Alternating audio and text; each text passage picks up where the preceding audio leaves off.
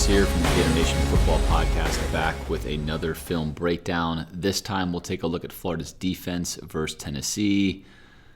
Really, my life feels like Groundhog Day. Yours probably does too if you've been watching these videos. In fact, I truly was tempted to simply just put a 5-second clip of Groundhog Day on this video clip and say, you already know everything I'm going to say. But it's a new game, it's a different team.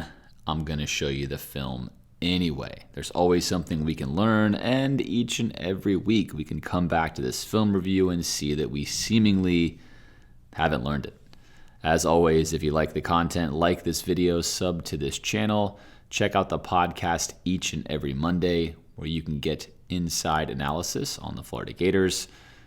And as always, you can drop us a dono, become our patron on Patreon.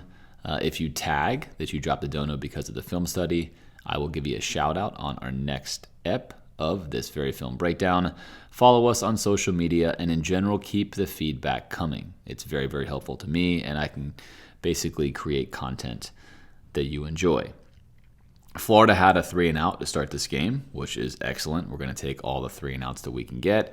And then on the first play of the second drive, we had a really good play as well. Florida did come into this game playing more aggressively against the run. Tennessee not starting Garantano, despite the fact that we had a nice prep package for him. They instead went with a slate of inexperienced quarterbacks, which of course did play into Florida's hands. And despite that being the case, they still had 3 drives over 90 yards, even though 2 of them came late in the game. They still happen, and how they happened is something we're going to look at. Early on, though, we have Cox here, and we have Slayton, who are going to do some nice work on this run play. Both of them shed their blocks, and Slayton just simply pancakes his defensive tackle. His offensive lineman, rather, and Florida gets a nice loss in the backfield there against Tennessee. Florida's defensive line, again, continues to be the strength of this football team. If you're a veteran of these film studies, you know that one of the most important things to do on defense is to get the numbers right and to set the edge. Setting the edge is very important. Florida on this play, there will be no edge setting. Ventrell Miller is going to bump into coverage. Carter's going to get pushed inside. There is no edge. We have set no edge. Bernie is here. Bernie, who got quite a bit of playing time in this game, yet continues to struggle mightily on film, especially playing a true linebacker role. Again, Bernie's over here. Ball carrier is going this way. Why, I don't really know. But thankfully, he is going to trip over himself. Otherwise, he actually has a huge hole, and he would have been into Florida's safeties. So we'll consider this stop basically dodging a bullet. And speaking of dodging bullets, one of the benefits of playing a really inexperienced quarterback is that you can get beat pretty badly and not actually give up first downs. Check out the matchup here between Elam and Tennessee's wide receiver. 3rd down and 9. Florida, of course, going to do what they tend to do and give people a lot of space. That's what happens here. Essentially, although we're in press coverage, Elam is going to allow a rather free release to the middle of the field, and we don't have any help in the middle of the field. We have a safety that's dropping away that you can't see. We do not have a linebacker dropping into that window as we have Diabate locked up here. So Elam has no help to the middle of the field, and this is a very easy throw. Take a look at this here. This is everything you'd want as a quarterback. Very simple throw, easy to make. He's wide open. He's not going to throw it. Instead, he's going to take a check down, 3rd down and 9, check a check down here. This is Diabate. Always excellent to see Diabate on the field on 3rd down because of his quickness, which you see on display there. But this ball against a better team is definitely a first down, moving the sticks on 3rd down and 9. Seemingly a staple of Florida's defense this season is giving up 3rd down and whatever it is, especially if there is a competent quarterback. But here we dodge another bullet. So Florida dodges one bullet. It's 3rd and 12. Early in the game, I'm always really interested to see how Florida's going to play defense, especially given how Florida has been giving up a lot of 3rd downs, and we're facing an inexperienced quarterback. I'd like to put a lot of pressure on him. Let's make these windows hard and difficult to throw into. And instead, we get soft, too high, and soft. Again, this looks like a cover 4 pre-snap. And it is. We're playing cover 4 again, cover 4, where we're already bailing off your screen to where you can't even see anyone on 3rd down and 12. Could be good if we played a more aggressive version of cover 4, but as you've seen on so many of these film studies, our cover 4 tends to just be having 4 guys, 2 corners, 2 safeties, bailing impossibly far away and giving up everything underneath. In this particular case, we're going to have Ventrell Miller, who again really struggles in pass coverage. Why on 3rd down and 12 we don't ever play a dime absolutely befuddles me. It just makes no sense. Not to mention, we have Miller on the field. We don't need Miller on the field. Bring a dime package in. Let Diabate be your linebacker. Dare them to run the ball. This stuff is silly, and we pay the price. So there goes Miller. He's going to get faked out pretty horribly. He fakes himself out to where he falls. Doesn't matter. He's still going to be able to get back up. And then Trey Dean, whose sole responsibility is to stop him from getting the sticks.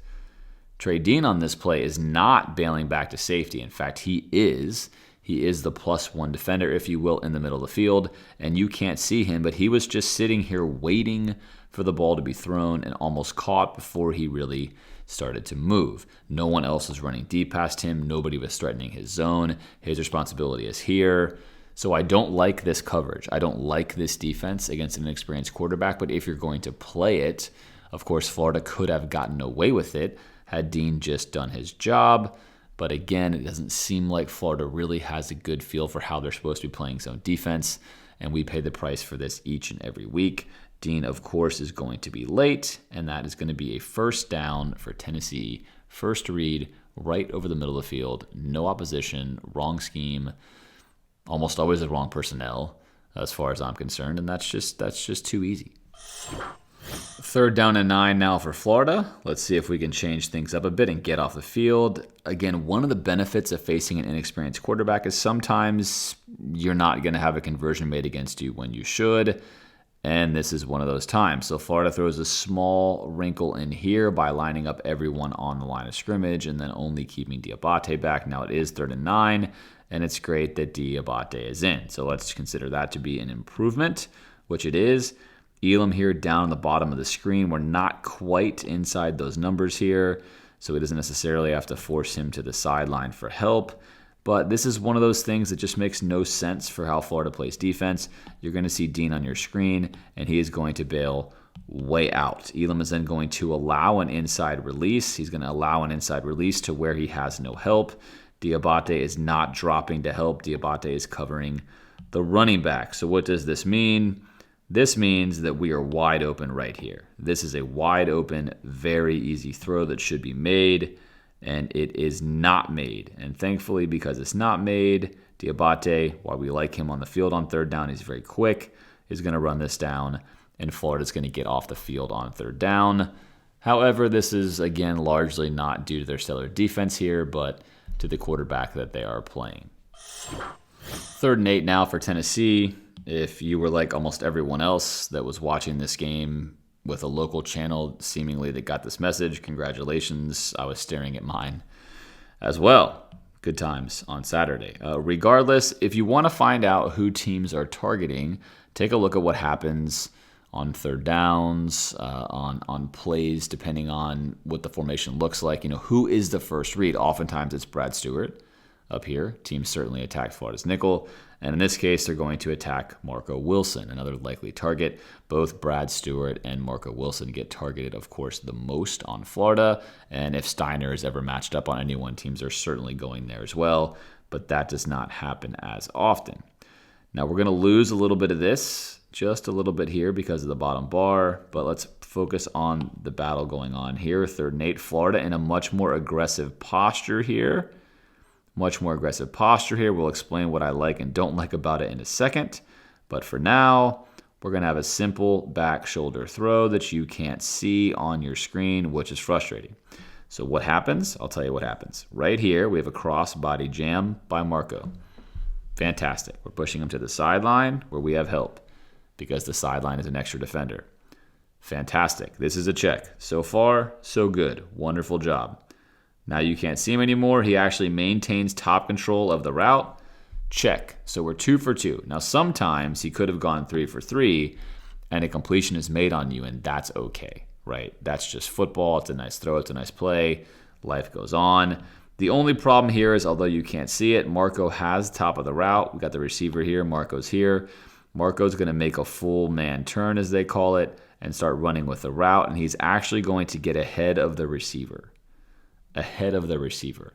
Now, as a DB, if you are playing man on this side of the field with no help, and you have no one underneath to rob any pass for you, you don't actually want to put yourself ahead of the receiver. And of course, the reason is if the receiver runs any kind of comeback route, which at this distance he totally can, of course they're going to get you. Also with the modern back shoulder throw where the quarterback simply puts it back here if the corner is running with you, the same thing can happen. So at best, you want to be exactly even, but in reality, you probably want to be just a shade trailing.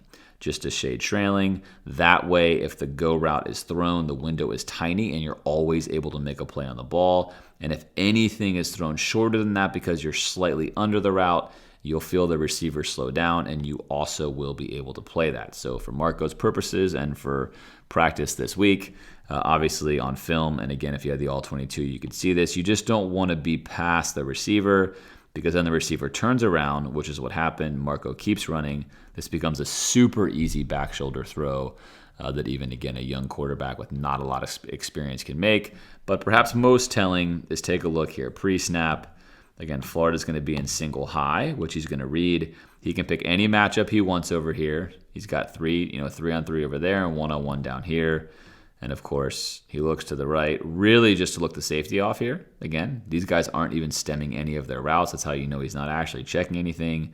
He really wants to come here. He moves the safety out of the way, takes your one-on-one look, likes the matchup, throws a strike. Nice play right there by Tennessee and good conversion. So the play here for Florida is fine. They're in cover one man, but let's look at what we could have done differently. And this is something, again, that's perplexing about Florida's defense.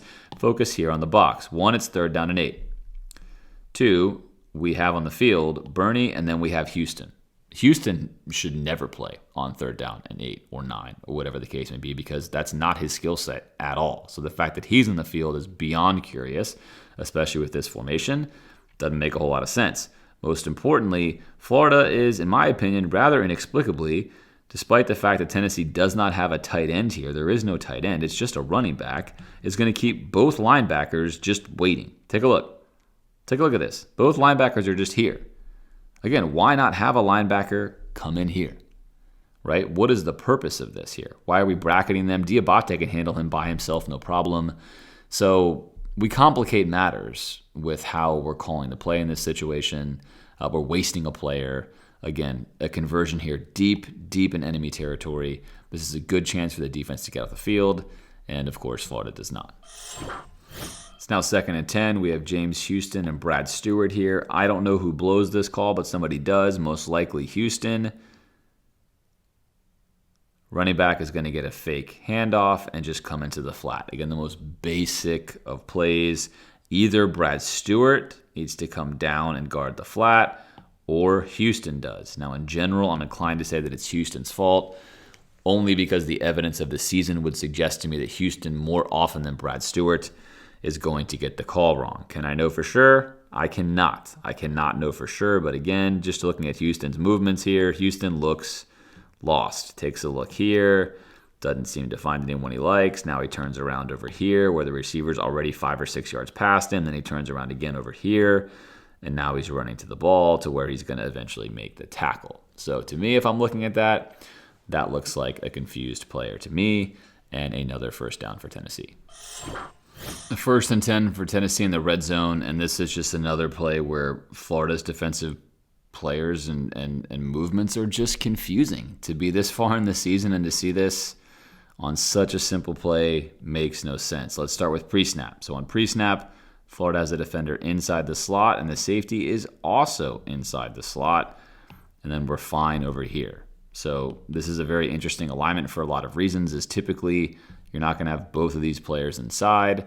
That could create some problems, which we are about to see. So Tennessee is simply going to throw a route we've already seen before, right, with this little flare route. There it is. Now, because of our positioning, inside, things are going to be compounded even more. Take a look at what happens. Off the snap, we are going to start moving this way, right? There's Steiner. Now, where is Steiner going?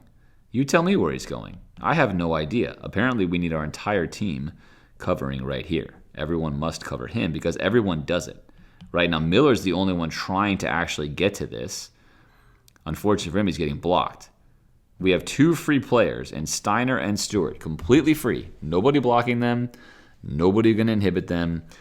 They could be in the right place, right? They're not. So now we're already, take a look at this. You could make an argument that even if he doesn't get a block here, he might not need one. It's entirely possible without a block that he was going to score anyway. Now, Steiner doesn't get blocked. Steiner does not get blocked and doesn't even touch him until he gets in the end zone. So one more time, let's take a look at what we have here pre-snap. Here we're good. That gets a check mark. All right? Here to start off, we're good. That gets a check mark. This gets a check mark. This is not right.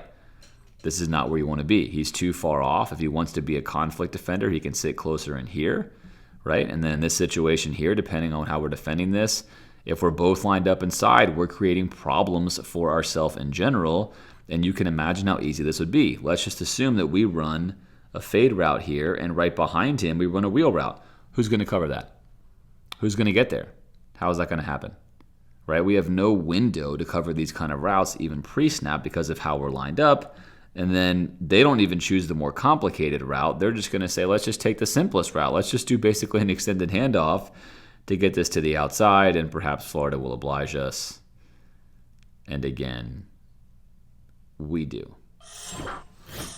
2nd and 4 for Tennessee. Tennessee down 10-7 late in the second quarter. Perhaps a surprising result for you. It was for me, based upon the film I saw coming into this game. Of course, nothing on Florida's defense is surprising. And in fact, Florida's defense had dodged some bullets to get to this point at this point in time. And they'd also given up a 90-yard plus touchdown drive. So everything was essentially par for the course. Sluggish first half for Florida. And again, some weird alignments. So we've talked before about how a lot of football is just lining up correctly, making sure that you get yourself in the right position and have the numbers correct. Now, we don't want to pick on anyone. I don't want to pick on anyone in these film studies. I just simply list what's on film. I always want to say that. None of these things are personal or someone is good, bad, or indifferent. You're just trying to point out what you're seeing on film and therefore what's best for the team with base to scheme, personnel, etc. And that ultimately leads, of course, to more winning, which makes more people happier than fewer people happier. So that's kind of how we look at it. In regards to this, Trevez Johnson, who's Florida's freshman, has struggled tremendously, in my opinion, on film really all year long. And here we have another head-scratching decision. We're playing single high safety, so just one safety.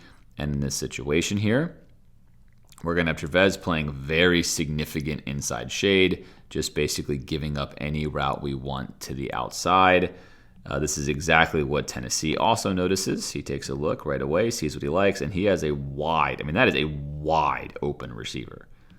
Completely wide open, just overthrows it. But again, here's what's crazy about this, is right now this receiver is already wide open.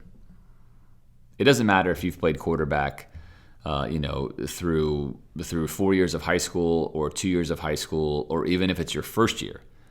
If you've had a good coach pre-snap, you know that this is open. Now, if you're in college and you're playing for an SEC team, you better know pre-snap that this is open, that this lineup right here is everything you could ever dream of, and all you have to do is make this throw because the safety can't get there and he's giving it to you. And oh, by the way, if you've seen him on film, he has not exactly been a lockdown defender, and he opens up and he just says, yeah, go that way, go ahead, and just gets torched. Thankfully, Florida dodges another bullet. 3rd down and 4, next play. Will Florida dodge this bullet? Well, it's much harder to dodge a bullet if you give a team a really short throw, which Florida gave Tennessee a lot of all day long. Again, half of football is just lining up correct and getting your numbers correct. What does this look like to you on the bottom of the screen? Because to me, it looks like a 2-on-1. It's 3rd down and 4. Pretty short distance. This should be a nice, comfortable, easy throw. Just sling one out here or out here, have the other guy block, and I'm going to get a first down. Tennessee thinks that's also a good idea. Again, Florida, we're not even dropping a linebacker over here. We're just sort of like, yeah, you know what? You probably don't see this. Don't look over here. This doesn't exist. Nothing to see here. You're fine. Tennessee says, no, we see that, and we will throw that, and we'll take the free first down. Thank you very much. It's 3rd and 10 late in the second quarter now. Will Florida play coverage? Will they play aggressively? And they're going to choose to blitz. And this is one reason why Grantham, I think, had success in the past, doesn't have as much success now, especially against veteran quarterbacks, is once upon a time in football, you could dial up a bunch of really fun, aggressive blitzes from all over the place, and you could play rather soft zone coverage behind it. And if you happen to catch a team off guard, maybe they only had 1 or 2 or 3 guys going out maximum, you were able to dodge these bullets, so to speak. In modern football, you get a lot of stuff that you're going to get right here, which this is going to be, again, completely wide open, right? This is a safety against the slot. We've seen this countless times looking at our film studies. Now, Florida does bring a nice blitz here. We like the A-gap blitzes. I like this blitz. It's a solid blitz. There comes an A-gap. There comes a C-gap. We're putting a lot of pressure on a young quarterback. This is fantastic. Okay, we get the sack. So this is good. The reason I bring this up to you is, again, a better quarterback here knows it's hot, knows they have no one underneath, and looks for the route that's going to be where the blitzers came from. And take a look at this. This is a hitch route. Again, now you can't see anyone else on your screen, and if I could show you, they're 5 yards behind that hitch route, right? Now this is the benefit of playing a younger quarterback, is there's no hot call off the line. He ought to be looking and saying, hey, hot, hot, hot, and this receiver with so much cushion should be able to take the release. Quickly, just take a little peek here. Here's the release. Are they blitzing? Is this hot? If it's hot, he's getting his head around quickly, and this ball comes out. Right? Again, I like this call. Part of the reason why you make a call against a freshman is because you count on them not doing all this stuff. I'm just showing you to illustrate this is why this can really work, especially against teams that aren't able to run hot routes yet. They're not going to be able to have the communication at the line. It's also one big reason why in college football I would prefer to blitz rather than to play soft, because at least blitzing gives you the chance of what happens here, which is you take the snap and you're settling in and you're getting ready to throw, and then you're hit. Right, Bogle gets you. Really, really nice play here with Bogle.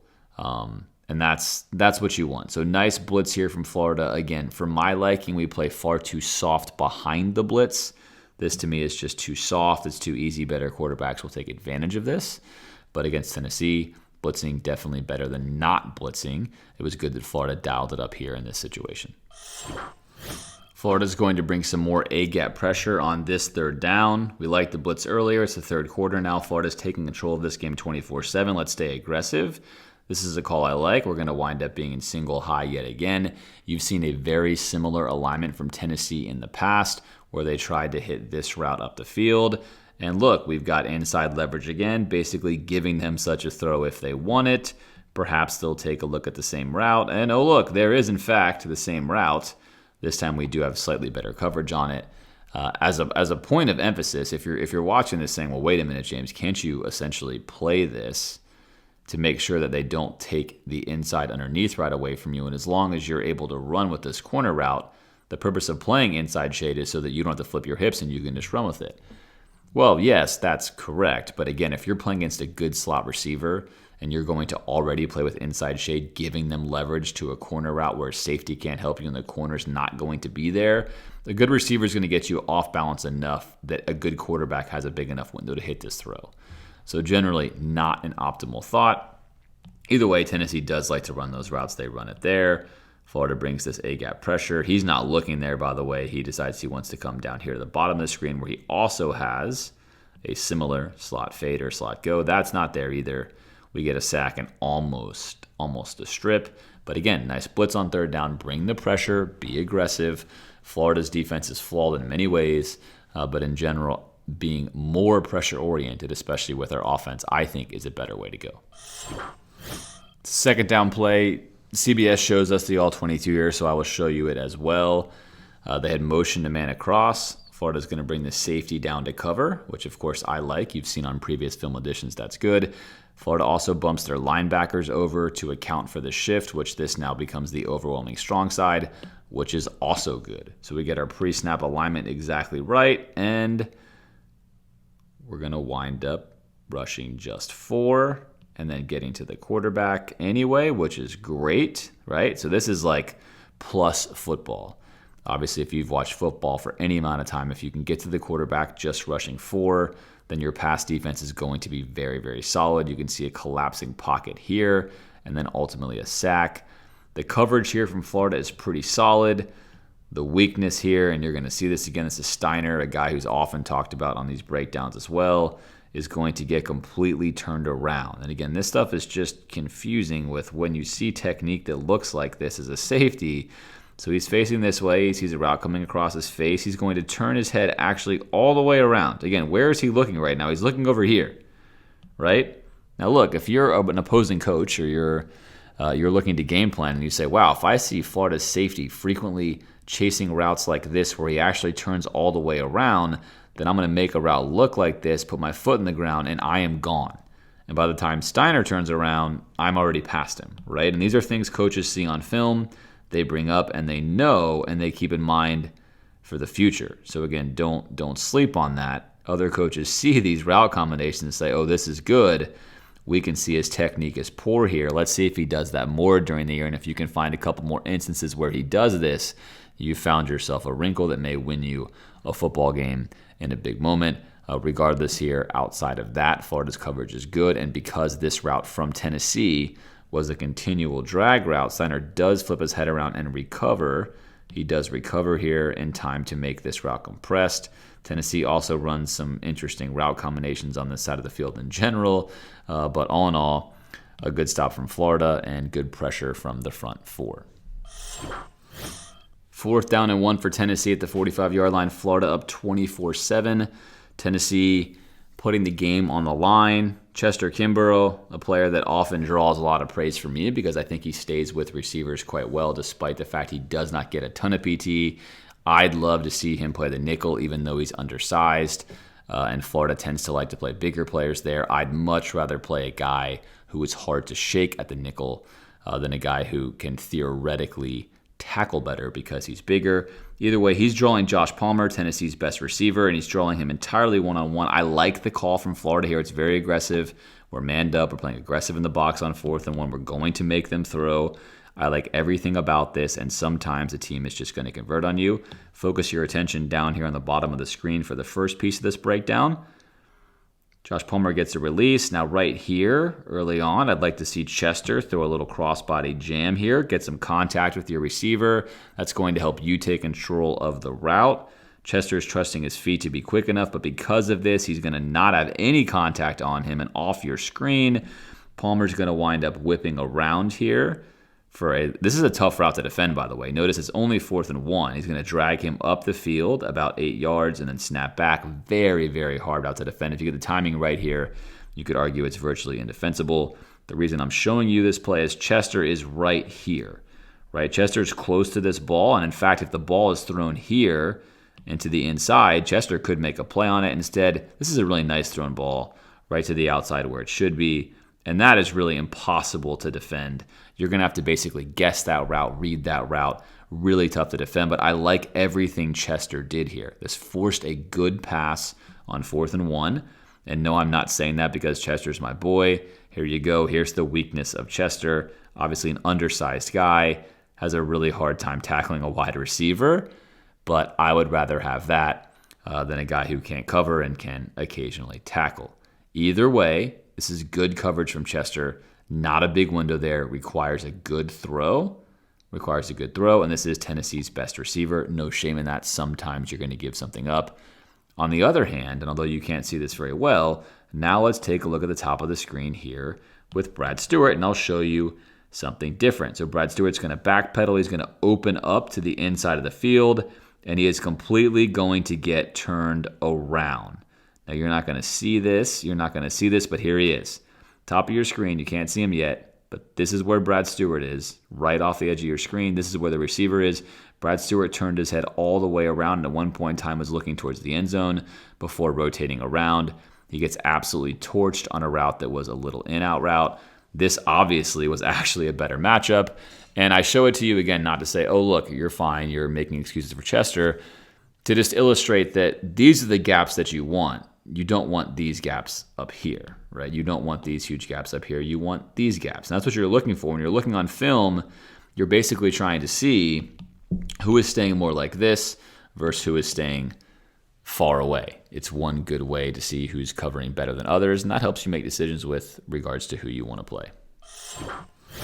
Still 24-7 late in the third quarter, still a football game. If Tennessee were to score here, it's 24-14. They're absolutely going to be in the game.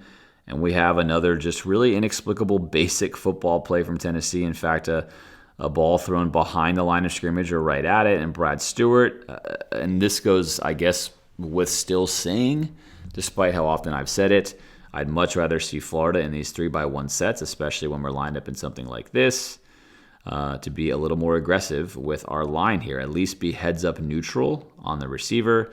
And the reason we want to be heads-up neutral on the receiver here is this is going to allow us to get a better angle this way or this way, and it's also going to disrupt any kind of trick play they want to run or any rubs they may want to run off of each other down the field. So let's get aggressive at the point of attack. Instead, we're going to do the worst of all situations. We're going to have a little bubble screen coming out here, and Brad Stewart's going to run to the inside. Why is that the worst? Because where is your help? Your help is to the inside, not to the outside. Of course, you have Marco Wilson, but you should already know if this is a bubble screen that this receiver is going to be blocking the corner that's out here. That's how the play is designed. You cannot run to the inside because that is going to make this a much longer run for your help. You have to force this play back to the middle. Instead, Brad Stewart just takes himself right out of the play. Thank you very much. You're out of the play. Ventrell Miller here has a really nice beat on this play and gets over here in time. But again, if he doesn't get over here in time, this play could be huge. And you can tell this play could be huge because take a look here at Pruitt, who is very excited because he feels like he might have a home run. And in fact, he almost did. So a hero play by Ventrell Miller, a horrible play by Brad Stewart. And this is just very basic. This is very elementary football here. So to still be seeing it this late into the season, again, is just, it's not surprising anymore. It's just very disappointing. Something else we've seen seemingly all season long is in crucial situations, 3rd and 1, 4th and 1, Florida is content to give teams the first down. Now Tennessee, 11, 10, 9 is the running back, 8 is the quarterback. It's going to tell you got 7 guys in the line. Florida's got 1, 2, 3, 4, 5, and 6. All right, we're covered up here. We have 2 here and then a 3rd here. Let's take a look at what happens pre-snap. We're just going to look around. We're going to leave 3. We're going to talk to each other, shift around. Again, we have 3 guys 6 or 7 yards off the ball on 3rd down and 1 against a very inexperienced Tennessee team. We're just giving them the first down. Here, you can have it. Let's just restart on 1st down. Something else we've seen Florida struggle with at times during this year is setting the edge. The defensive line has largely cleaned this up. In fact, they have been setting the edge really, really well. On this play, Florida is going to fail to set the edge first at the D-line, although it's not going to be a starter and it's not going to be a guy who gets a ton of playing time in this role, so we're going to be a little more lenient here. But something on film to notice. And then, of course, Brad Stewart is going to wind up complicating matters as well. So first things first, our defensive end here needs to be setting the edge, and he is going to go ahead and sell out to get into the mix, into a bunch set formation, not what you want to do. So now he is gone.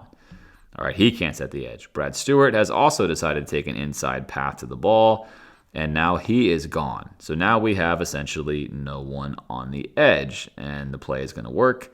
It's everything Tennessee wants. Now I want to show you what setting the edge looks like. Here comes Jaden Hill, a player that this film study really likes and respects because Jaden Hill almost always tends to do the right fundamental thing.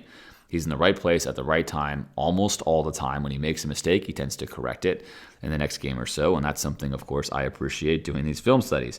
Right here, we've seen before that Jaden earlier this year had kind of run and dove in, not on this circumstance, but against Georgia, a similar circumstance when he kind of went in and tried to either make a hero play or whatever the case may be. He now recognizes his edge is not there. His job is to get this play turned back to his helpers.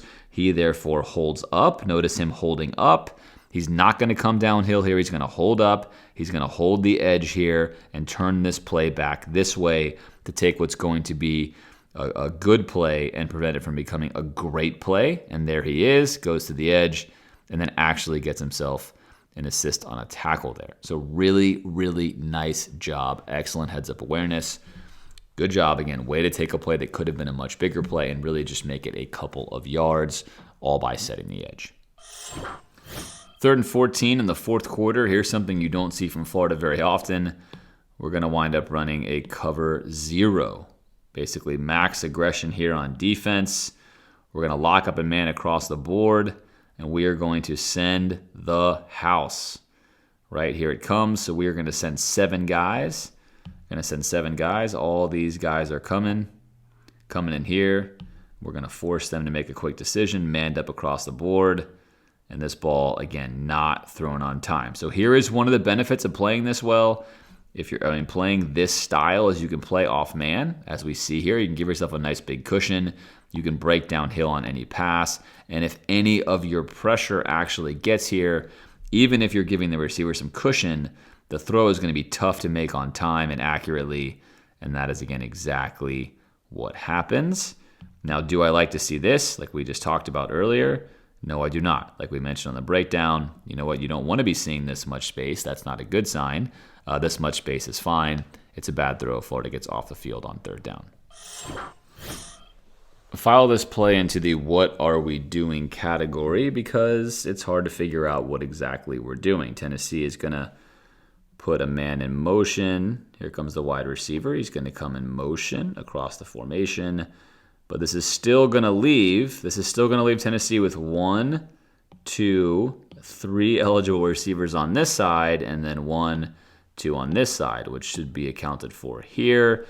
Florida shifts way over here with the motion man, which does not make sense because, again, the strong side of the formation is still this side.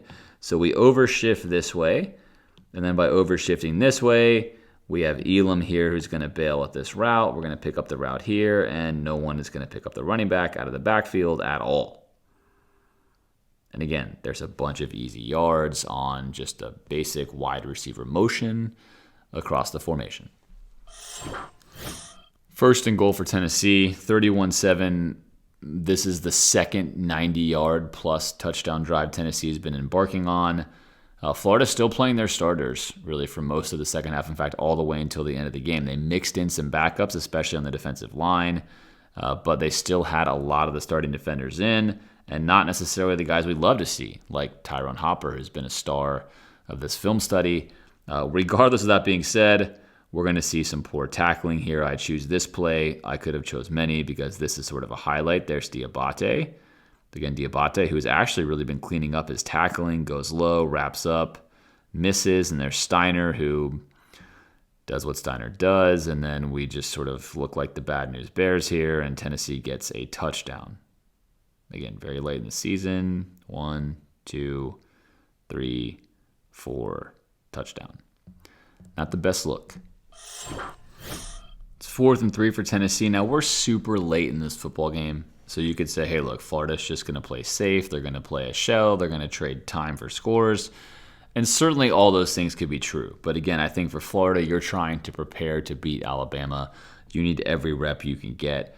And you need to start putting better things on film, especially because we still have Ventrell Miller in and Diabate in and Brad Stewart in. And here's your starting safety, Donovan Steiner. And there's Elam. And everyone is in. Here's Jaden Hill, but he gets a lot of PT. And there's Trey Dean, who played most of the game because Sean Davis is out. So we still have your starting lineup in. And if they're in, then what are we doing? Let's try to get off the field here and get a stop and end the game, which is what we're going to try to do. We're going to have a lot of inside leverage here played by Brad Stewart. Again, typically, if we had better DBs, you would be playing this even.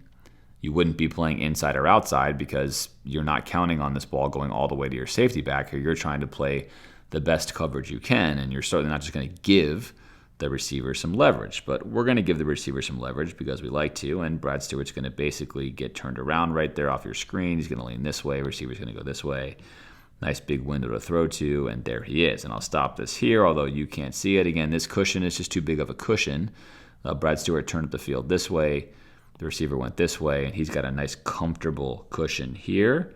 Nice comfortable cushion. That ball's way behind him. So you saw earlier on the Chester Kimbrough, It required a good throw. This is not a good throw. He turns all the way around to catch it. Not a bad throw, not a good throw, yet still easily converts. And on top of that, it wasn't the only conversion that we had. In fact, really, they're converting probably all over the place.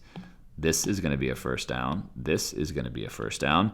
So really, what's the point of playing defense if you're just going to allow them to throw all completions anywhere they want? I don't know. I can't answer that question.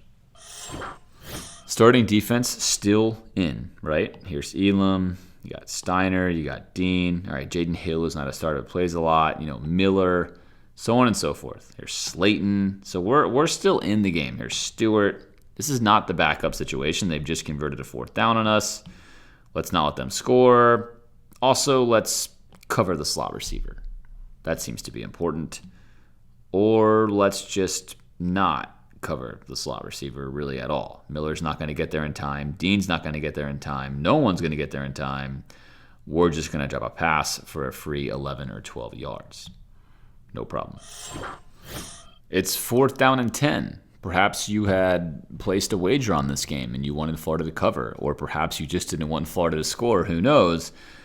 You're hoping your defense is ready to get a stop here. You're thinking this is a rather important play in the game. Let's take a look. We got a receiver right here. Here's Elam. He's our furthest boundary corner, and he's not over there yet. We have Brad Stewart racing to get over here. We've got Steiner racing to get over here. And Jaden Hill, he's ready because Jaden Hill always seems to be ready somehow. So that's good. Great. Unfortunately for Jaden Hill, he's the one that's going to get beat. But, hey, nobody's covering him, at all. He's wide open. But thankfully, he's pre-snap decided he's throwing the ball over here because he wants to, and he really chooses, probably the worst possible place to throw the football. I mean, Jaden Hill is in really good position here and just throws an absolute dime. Why? Because this is an excellent receiver, as we've seen him pop up on film all day long. If you're watching film and you keep seeing the same guy torching your defense, that guy's pretty good, and he is pretty good. He's beating a good player here in Jaden. But what's great about this is, again, let's just take a look. Here he is. Just go ahead and follow him on your screen. You see anybody there? Is there anybody near him? Anybody? No, there's not. Nobody covered him. 4th and 10. Your rival. You're up 31-13. There's some pride on the line. Your starters are in, and nobody covers a guy. 3 plays before that, no one covered a different guy. So I don't know what else to do with these videos. I find myself trying to be careful and cautious and kind. There's only so many ways you can say analysis with, this doesn't look good. The data is not great. The evidence isn't there, without people thinking, man, you're just riding the team. That's not the case. Again, I'm looking at this like a coach would look at this. I'm giving you the information based upon film, what other teams will see, what it looks like, and the answer is it just doesn't look good. It's not getting better. Any amount of progress is not appreciable enough to make me think that we've done anything with the past 3 weeks we've had to improve the situation that we are in. And that's obviously very disheartening. We will see, of course, what this weekend's game against LSU brings us. But again, at this point in time, based upon the mountain of evidence we have, it's most likely Florida's defense is going to be exactly what it is. And in my opinion, that is, of course, a shame, because I think there are ways and there have been ways to improve this, and it just doesn't look like we're going to get that. For the Gator Nation Football Podcast, I'm James DiVirgilio. Until next time, go Gators.